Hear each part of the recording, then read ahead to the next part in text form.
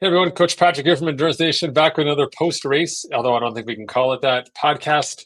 This time with once again, with special guest John Withrow, who found yet another ridiculous event to put himself into, another crazy situation to dig yourself out of. I saw pictures on Instagram, but I don't think it does it justice. So, John, welcome back, and dear God, tell us about this race you just did. Well, thanks for that intro. First of all, I'll just start out by saying I like to do hard things. And this definitely was one of those, but this was a different kind of hard than I'm used to doing. So we can get into the details and what that means relative compared to, say, Ironman or compared to Leadville. Very different, very different experience. So, well, I remember a little earlier than this time last year, you were lamenting like, hey, listen, I've got these life events happening and I can't do my normal schedule next year. Like, what am I going to do? And you were sort of morose about this. And then I fast forward a year and I see this pop up on my radar. Like, he just took all the events of the year and put them into a single day and did them all at once. A stroke of genius, or, just crazy suicidal intent? We'll find out. Yeah. So the background on that is I've done Leadville the last 3 years, but our oldest is went to college this year. And my wife was basically like, Jess, she was like, so we're taking JT to school in August. Leadville's in August. And we're not planning when you take our first son to college for the first time around your stupid race. So no Leadville this year. So I was like, oh. So I signed up for the Margie Gessick. And that was literally the one race that she said I was never allowed to do. So that created a little bit of friction because I think she thought I was going to die or whatever. Maybe it was the 70% DNF rate or all of the, rumors about people crashing out and breaking their brains and their bikes and whatever else. So turns out I'm invincible. So I survived. There was like telling her that she doesn't believe me. All right, option A, lucky. Option B, strategic. Option didn't even know there was an E. Like, I'm invincible. Yeah, there you go. Amazing, amazing. All right. So where do you want me to start? Yeah, let's start. Well, first of all, so thanks for the context. So for the average listener at home, new to the podcast or new to Team Endurance Nation, John has consistently pushed the limits of what he's physically capable of, A, and then B, also just what general humans attempting athletic endeavors are capable of doing.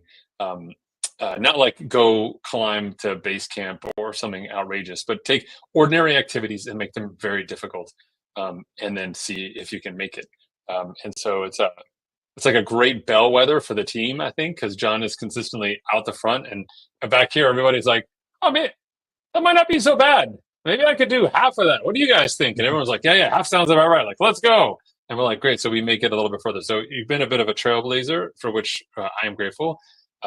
But yeah, I think I'd like to know a little more, having survived Leadville, the training and realizing how hard it was, and then having been on mountain bikes with you up in your home state, Minnesota. Margie Gessick sounds like that, but all the degrees of difficulty thrown in, like darkness, weather, technical course, nutrition planning, etc. So, I mean, I just saw your bar tape where you had, as context to everyone, and I'll put the pictures in the podcast, where you had all the milestones written out, and your bar tape wasn't, your bars weren't almost wide enough to fit all the things you needed to fit on them. So, yeah, give us the backstop. The background of the race, people that don't know, Margie Gessick is in Upper Peninsula, Michigan, and it's known as one of the hardest mountain bike races in the country, if not the world. It's a single day event. It's got a 25-hour cutoff time.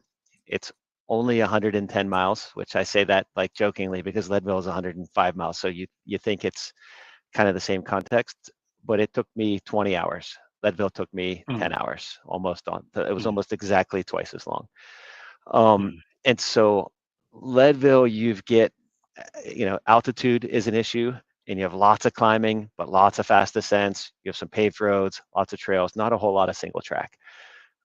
Margie is almost completely gnarly single track. There's lots of beautiful trails in Upper Peninsula, Michigan, and they purposely avoid all of them and just take you on the nastiest, gnarliest, most unfun things that there are. So imagine 110 miles of constant roots. You're constantly banging on your roots and little rocks the whole time. Steep ups, steep downs, sandy, weird terrain, drops, rocks, rock gardens. I mean, I've never imagined riding rock gardens for an hour straight. Like, I'm used to a 50-foot long section that you kind of balance your way across, but this was just like constant battle with stuff like that. So one thing that I will say is I went into the race with the right mindset. And in some ways I think, oh yeah, that's what it looked like for 20 hours straight. So if you can imagine just riding stuff like that the whole entire time, you can never get flow, you can never get speed, you can never find a groove. You're constantly, I think I was on and off my bike 1,000 times in the day. Oh my God. And so Matt did the race also. He signed up for Matt Limbert for the duathlon. And I signed up for the full, so there's a whole bunch of different courses, but there's a 50 mile, there's a 100 mile. The duathlon, you ride the first 65 and then you run the last 45. The buckle time is 12 hours. So at Leadville, the buckle is 12 hours, the big buckle is 9 hours. And I knew if I rode hard, I was well within my capabilities of getting that little buckle. And there's kind of like a distant stretch, maybe 5 years from now when I'm retired and I'm riding my bike all the time, the big buckle is on the verge of possible. For Margie, that's never a possibility. It's impossible for me. I don't even know how people can do it. Like, it blows my brain. It's like, imagine, marathoners, 4 hours is a pretty good Ironman marathon. This would be like running a 205 Ironman marathon in my brain. It's like, yeah, that's not possible. And I think there's about 10 people per year that buckle out of the 1,400 that were in the race, or 500 or 600 that were in the 100 miler. So in some ways that took a lot of the pressure off of me because I didn't have to ride fast, because I knew it was impossible. No matter how well I did at the edge of my ability, as fast as I can the whole entire time, I was never getting a buckle. So for me, there's a 70% DNF rate on this race. So most people don't finish it. For me, it was about, let me be stable, patience, discipline. Let me just go long. So if I'm doing Ironman at a 70% kind of intensity factor, and that's probably about where I do Leadville as well. With the altitude, it's a little screwy, but let's just pretend it's around there. I was probably at like 55% IF or so for this race.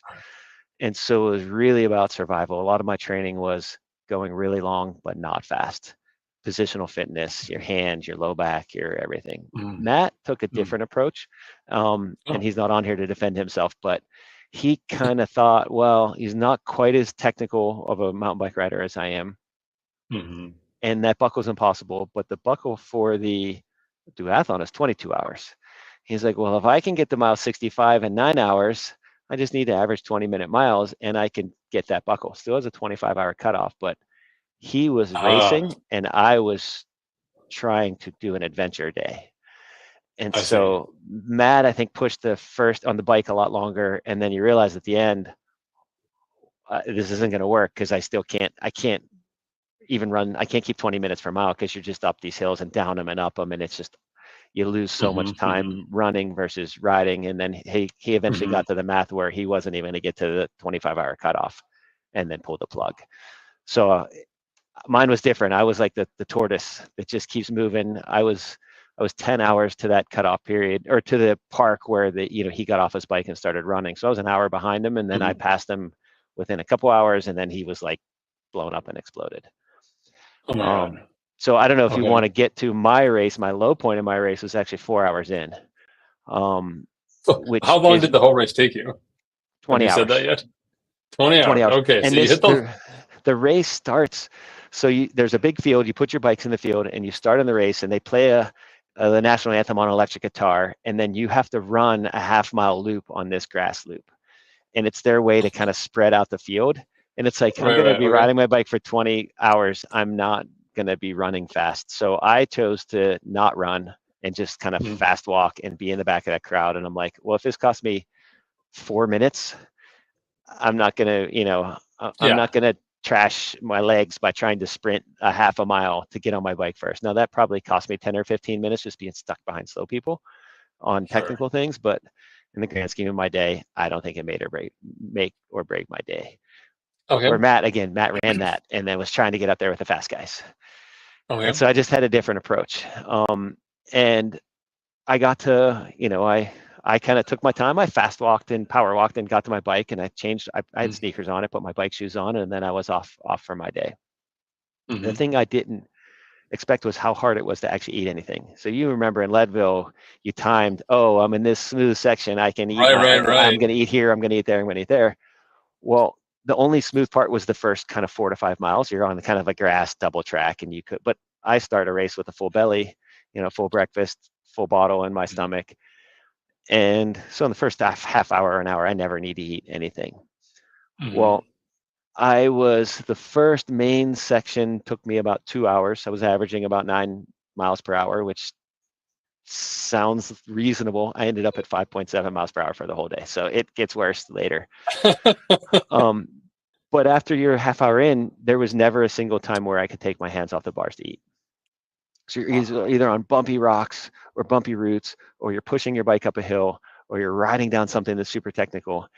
And like, we have such a good Ironman mentality. It's like, I need to be disciplined. I need to eat at the schedule. And it's like, my half hour would beep on my bike, and I was like, okay, I can't do anything here. I have to keep riding. And then I was about 4 miles from the first checkpoint where I was meeting my crew.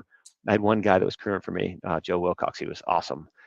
And I'm like, whoa, I finally got to a little spot where I can eat. I'm like, but I'm only a couple miles from my checkpoint. I might as well wait till I get there. And then that couple miles took a half hour. And it's like, oh, what I do? So I rolled into that checkpoint. I had 0 water from my Camelback. I had like an inch of drinking from my bottle, and I hadn't eaten anything.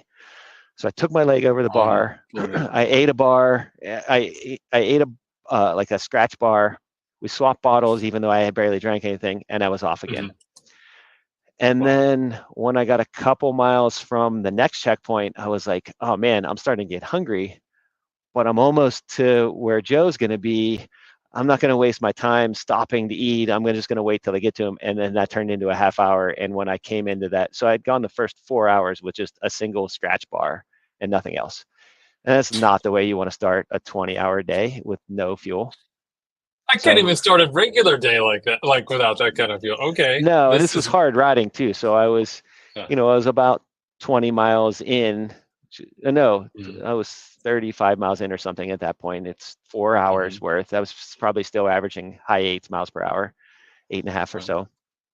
And I rolled in, and he was there, and he had the chair, and he had his food laid out, and I just like took all the food on the chair, and I just wiped it onto the floor, onto the ground, and I just sat down in the chair, and I was like, I haven't had any calories. And he smacked me, and he's like, you idiot, this is a long day, you need to eat. So people have to see the two of you together to know what that looks like. I wish I could have that moment. Oh yeah, okay. Joe. Right. Joe from Leadville. And so he was like, all right, you're so stupid. You have to eat something. So I had a Coke, which I never go to Coke until late in the day. I had a can of Coke. I had like a half dozen Oreos. I ate a couple bars. I guzzled the half of my bottle, and I kind of just like put on a few. And I think I was there for 5 minutes, which I kind of wanted to hurry, but I kind of didn't care because I knew it was a long day. And I'm like, if I spend an hour at aid throughout the whole day, no big deal.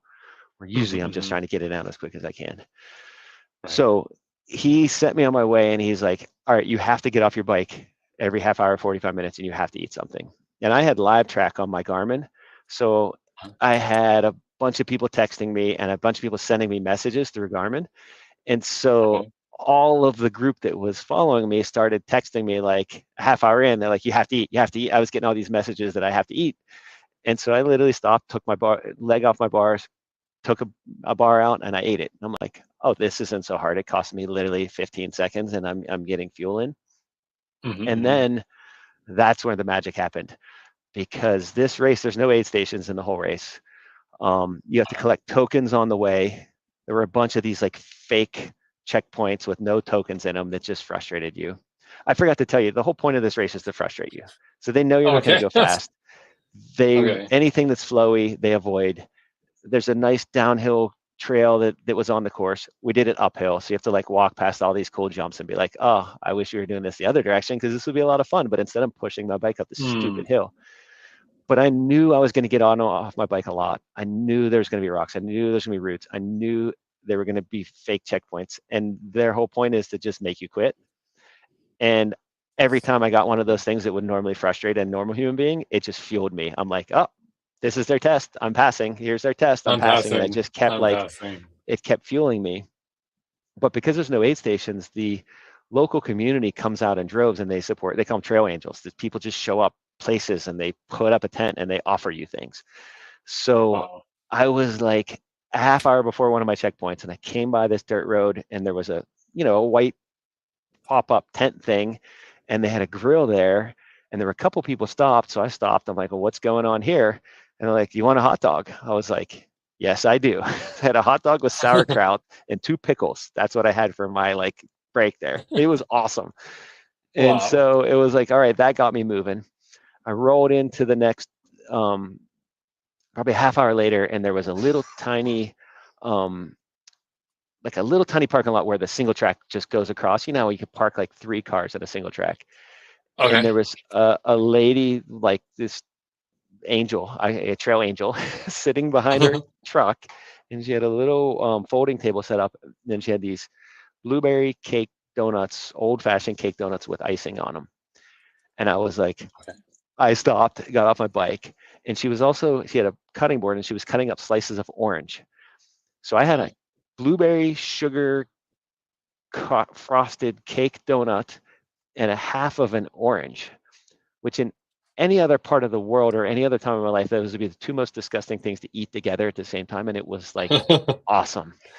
Right. So I rolled into the, I keep having people texting me dumb things. It's popping up on my Garmin, like just weird motivating things and funny things. And it was just Okay. like kept fueling me.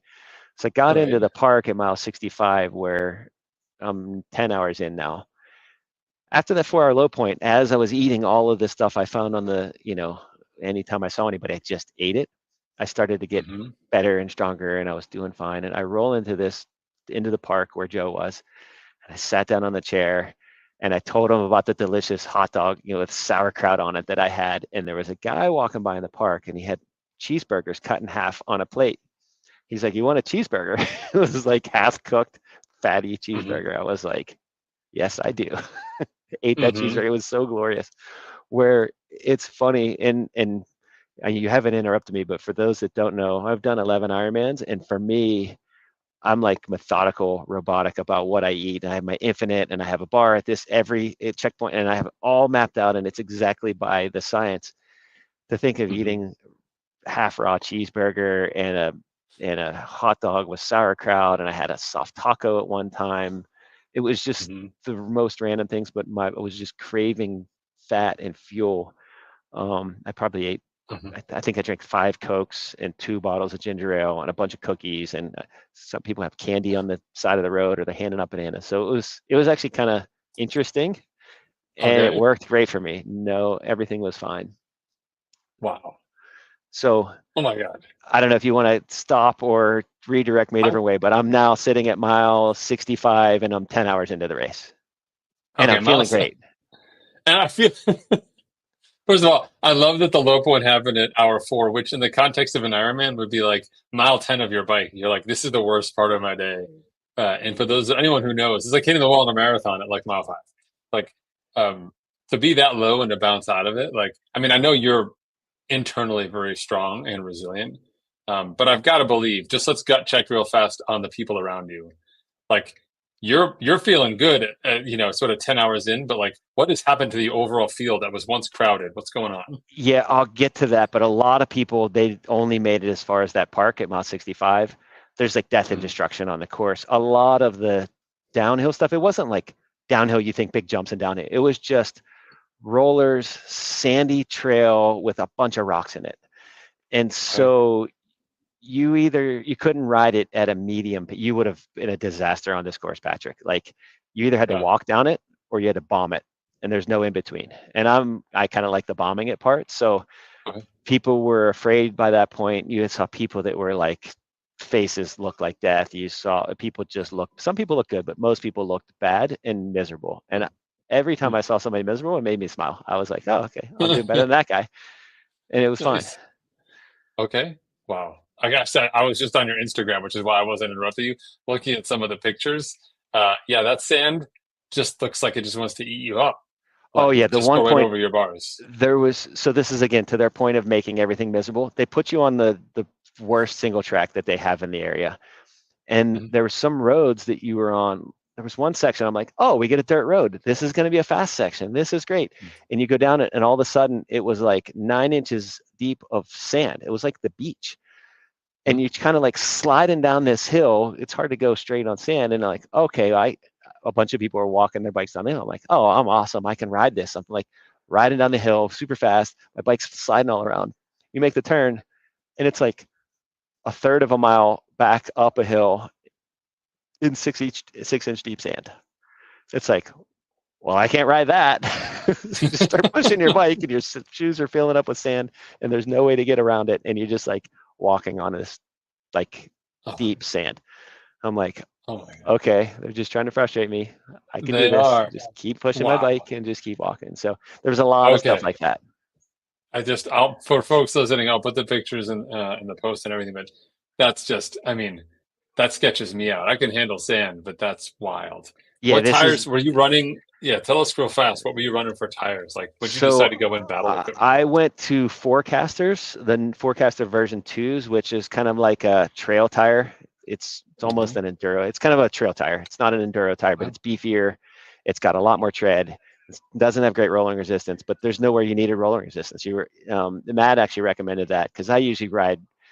I race on recon races, and they don't have much tread. And he's like, as many times as you have to climb and you need traction, that rolling resistance doesn't matter. You better have traction. So I went with that. And I was on my Rebel Ranger, which is a downcountry bike, 115 rear, 120 front, which was the perfect bike for this because it's super comfortable. It climbs well, and it can handle the bigger stuff if I need it. Okay. All right. Okay. Sounds good. Things are going good. They get worse, but That's what we're here for. so I All right. leave. It's like 10 hours in when I get to the park, 65, so I'm 6.5 miles per hour by the time I get to the park. So it dramatically slowed down. And it's not because I slowed down. It's just because I was walking so much more, pushing up, pushing down, pushing through sand, I'm pretty good on a mountain bike, and there's just things I just couldn't ride. So I leave the park, and I'm feeling good, and I had my lights attached. I had a big light on the front, I had one on my helmet, and I'm going, and I didn't need them yet. I had a couple sets of lights, and I thought I'd be fine. And so it was about 7:30. The whole time you're under cover. The weather was, you mentioned weather. Weather was perfect the whole day. So no complaints about that. It was the low of 60, high of like 78, and it was gorgeous. It was dry. I think they got a little sprinkle somewhere where I wasn't when it rained. It was perfect conditions for a race. So no complaints about that. Wow. When it got dark, just before it got dark, I saw Joe again at one of my checkpoints, and I literally popped a wheelie when I saw him. I was like bunny hopping my bike, just screwing around. He was like filming me, and I was flying high. I felt great.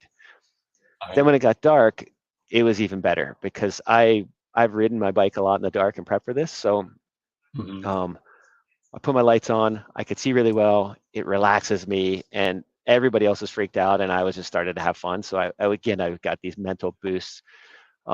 Passing people, I started riding more of the uphills that I was walking earlier on purpose. I started to try to ride, which was going well. I started passing a lot more people. And I was just picking people off. If I saw their light up ahead, I would eventually catch them and I would pass them. I don't think after that first time I left that park, besides something I'll talk about in a minute, I don't know that a single person passed me while riding for the last 10 hours that I was on a bike, which was also fueling for me. And so I was supposed to be at the park at mile 85. And I passed mile 85 and I'm still riding, and mile 86 and I'm still riding, and mile 87 and I'm still riding. And it's like this stupid up stuff and stupid down and stupid up. And it's like you're constantly on your bike, constantly. And once we got to the dark, most people around me, the really fast guys probably rode all this stuff, but the people that where I was, nobody was riding the downhills anymore. And I rode everything downhill at that point. And so every time I passed somebody, it fueled me, and I kept going. And so again, I was supposed to be at the park at 85, not there at 86, not there at 87, 88. I'm done this gnarly single tracks, one of the steeper downhills, really sandy, big rocks. I both my brakes locked up, and I'm sliding between these rocks, and I hear this loud pop near my rear wheel, and I was like, "Oh crap, what just happened?" And then my brakes going. I was like, "Oh." So it was mile 91 before I got back to the park. So it was 6 miles off at that point, and my rear brake is just not. It's like not good. So I roll in it because I was on a really big high when I was coming into that. And then those last couple miles, it was like literally 40 minutes to get those last 3 miles into the park. And I rode into the park, and Joe's there ready to do like a hot swap of stuff. And I was like, this one's going to take a little longer. He's like, what's wrong? I'm like, my bike's broken. Fix it. I just sat down on the chair. He's like, what's wrong with it? I'm like, you need to check the rear brake. So Joe has my wheel off, my brakes off, my brake pads out. And he brings my brake pads over. He's like, what the heck did you do to these things? I was like, what do you mean? He's like, I've never seen this before. The little spring that separates your brake pads. So when on a mountain bike, you have the pistons that go in that push your brake pads in against the rotor, and then there's a little spring that pulls them back out when you let off of your brakes. Well, that spring on mine just exploded. I think I'd worn through a whole set of brake pads during the day because, again, this is really steep up and down. And so the rear pad got so thin, and then something must have got up, a piece of sand or something got up in there, and it just like ripped my pad out from that spring. So I was stopped at the park for 40 minutes. 60 degrees, I was soaking wet. It was good, perfect weather, but now I started to get cold. Luckily, I had another kit in my bag, so I just like went over to the edge of the park and stripped naked and put my kit on. There's like a million people in the park. I didn't care. And I just started, I was eating, I had another Coke and another ginger ale and more cookies and more this and more that. And meanwhile, Joe's got his headlamp on, and he's back and forth to Matt's car, and he's talking with Wendy, and they're trying to find another set of brake pads. And we went and got my toolkit, and he got his, like I literally had everything you could possibly imagine for fixing a bike, except for a new set of brake pads. Like, who would think to bring a new set of brake pads? So note to self. So oh my God. By the end, he's like, all right, we have two choices. We can just leave your brake pads out and you got no brake, or we can put this back in. It'll probably work to stop you, but it might rub for the rest of the day. And I'm like, all right, well, I need brakes, so let's put them back in. I took a roll of electric tape and the right Allen wrench I kept out in my one of my frame bags, and I was like, if this starts rubbing, I'm just gonna take the brake off and tape it to the side of my frame and just have no rear brake for the hardest, gnarliest mountain bike trails I've ever ridden. But that was my plan. Okay. Right? It is a plan. I mean, a plan is good. Okay. So I took off, and it was a little bit frustrating to just sit there in the chair and watch rider after rider after rider after rider go past me as I'm sitting there, and Joe's like working on my bike. It's like the NASCAR race when something is really broken and you have to take the car to the back. That's Joe like being the hero fixing my bike. So I made it probably 3 miles, and I decided I'm only going to use my front brake. You knew about this from Leadville. You had this similar problem. I'm only going to use my front brake. And then I was going down this one really gnarly section, and I was like, I have to use my brake. I can't not use my both brakes, because otherwise I'm going to die, and I don't really want to die. This is kind of a race, and I don't want to prove my wife right, so I have to like not die. And so I hit my brakes, and they stopped me, and as soon as it leveled out for the second at the bottom, they started going making all this noise again, and I'm like, oh, I still have 4 or 5, I don't know how many hours to go still, and my brakes rubbing again. And so I rubbed for, I don't know, a while, but then I eventually kind of had a detente with my brakes. We came to a little agreement where if I used them really strong, like a really strong brake, and almost completely stopped myself, and then took about 10 seconds to feather it back open again, for some way that brake pad would like loosen itself back up, and it didn't rub anymore. So the last 2.5 hours, it didn't rub a single time, as long as I only used it when necessary, and I specifically feathered it back out afterwards, and I was fine. So that was when the race started to get fun for me, because I knew I only had a couple hours left. I'm at like a mile 100 or so. And that's when, anytime I saw somebody up ahead with a headlamp, within 2 minutes I passed them, and within 30 seconds they were gone. I couldn't see them again. I must have passed 50 people in the last 2 hours. I learned later that those were a lot of the 50 milers that were just suffering and finishing. So these 50 milers took 18 to 19 hours to finish. And those were the people I was passing at the end of my 110 mile race. And again, it was a lot of the stuff that they just weren't comfortable riding. And I rode more things in the last 2 hours than I rode the whole day, because all of there were places where you have a flattish section with a bunch of roots and rocks, and then a steep uphill switchback that was sandy and rocky. And it was like impossible for me to ride. Even if I wanted to ride it, I just couldn't, because you just couldn't get any traction.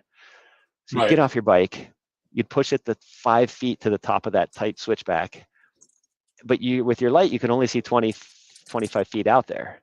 So it's like, all right, I'm going to get back on my bike. You pedal for 6 pedal strokes, and then you're at another stupid switchback. And you're like, oh, get back off your bike. And you're like on and off your bike. You start to chafe just getting on and off and trying to get moving.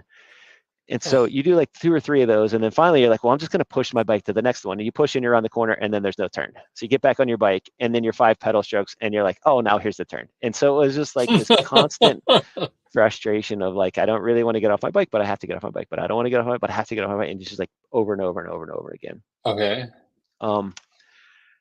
And so, there were 3 tokens you collected along the way. And by tokens, there's a big sign that says checkpoint up ahead. And they have this plastic pumpkin, and they have a bunch of wooden tokens in them. So there were 5 or 6 of those that were fake. So you stop, and there's like no token. And I'm like, well, now what? I guess I keep moving. And it's like, again, these mind games are they always put them right over the place where you need some momentum. They put it there, so you have to stop. Or there's a really steep downhill thing where you have lots of runway on the other side of it. They put it like right at the bottom of that hill. And it's just like, you have to stop and go back for a fake checkpoint. It's like, oh, okay. Oh my God. This is what they're doing to me. I'm not gonna let them get me. I'm gonna keep going. Okay. And so yeah, it was just more of that gnarly stuff. Okay. And I mean, yeah, that's where it was. So when I finished, it was 3:30 in the morning. I had gone through 2.5 bar lights. I had them at a higher setting than I normally ride at, because I knew I had enough lights to use them all. I might as well have extra visibility, and went through 2 helmet lights. And when I finished, I felt great. It sounds so weird, but I like rolled in at 3:30 in the morning into the little roadway where the finish line is, and there were like 10 people standing around, like total buzzkill, like nothing big. It's like an Ironman finish. There's all this noise and people and stuff. Sure. 3:30 in the morning in the middle of town, it was like the backup race director and the one person doing the timing stuff, and Joe was there, and Matt was there, and Wendy was there, and that was it. You like pull your tokens out. You're desperately hoping that you have all of the ones you need. They check them. They hand you this stupid little wooden token that says you're a finisher, and that's it. Like, that's all you get. You get a green sticker that you go put on your number in the big truck, and half the stickers are red that they DNF'd, and then there's some green ones there, and that's it. It's like, oh, well, now what? It's 3:30 in the morning. I'm wired.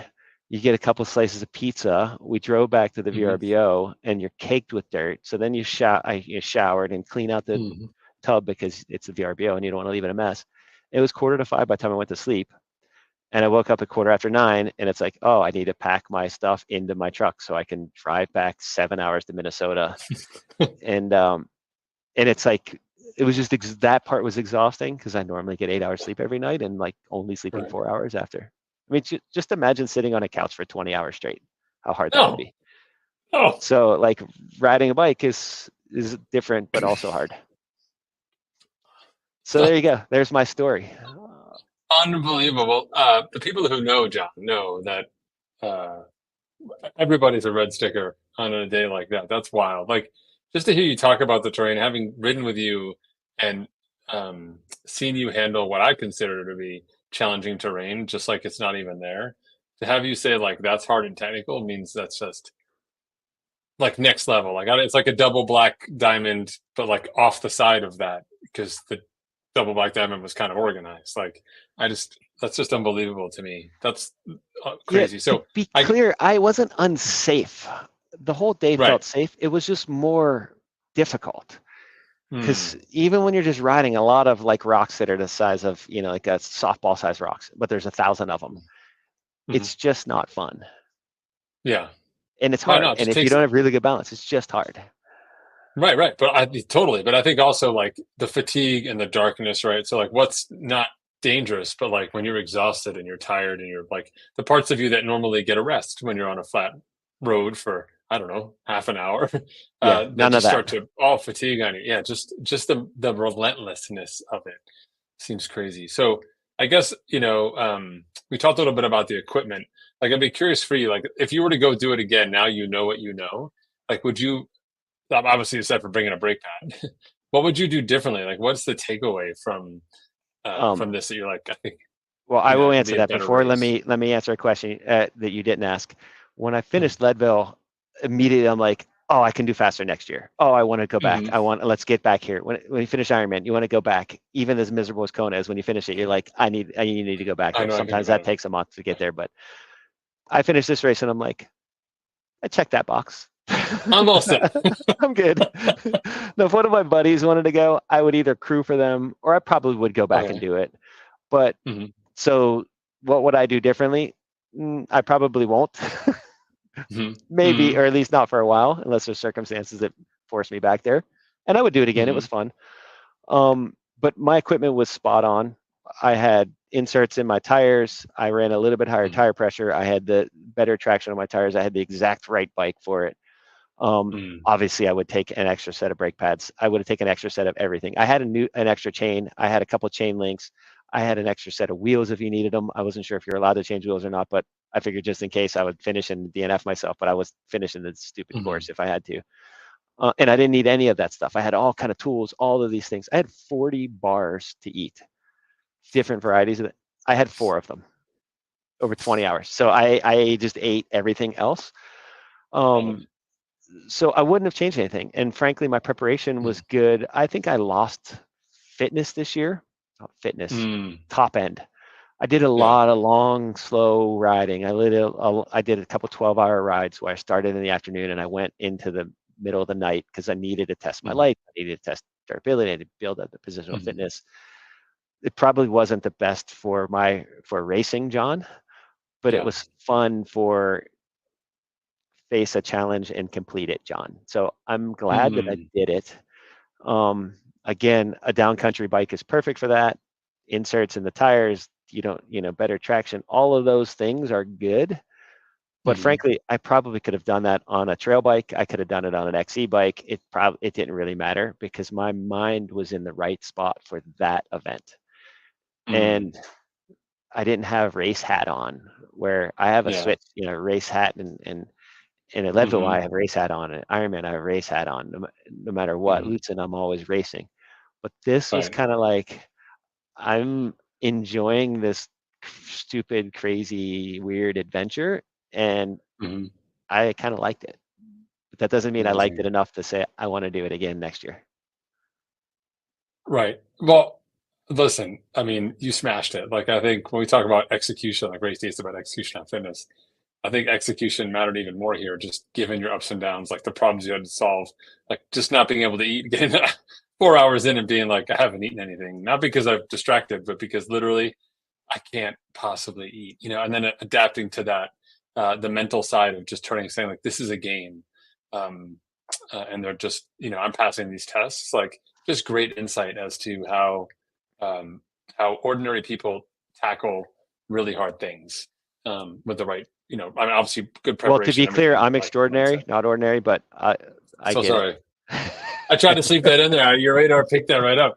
I might have gotten that in at 3:47 in the morning of race Probably, day yeah, for that you. would have worked.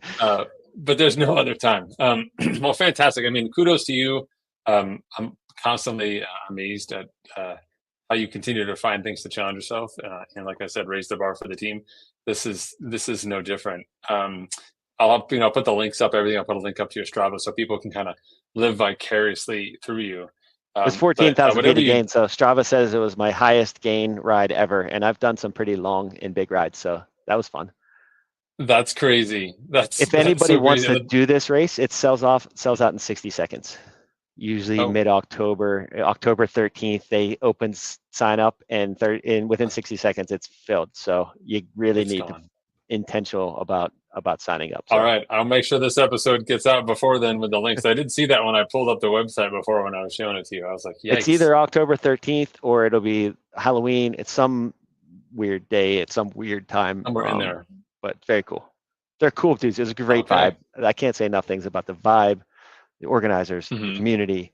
like it was really a type of race that the experience was awesome, even though it was The experience, yeah, stupid you and 10 out of miserable 10 and for the long. experience. Yes. That's awesome. I think sometimes you come away from it and you're like, everything was great, but you went like, 1 minute over the time that you wanted or needed versus 1 minute under. And like that criterion changes everything else around you.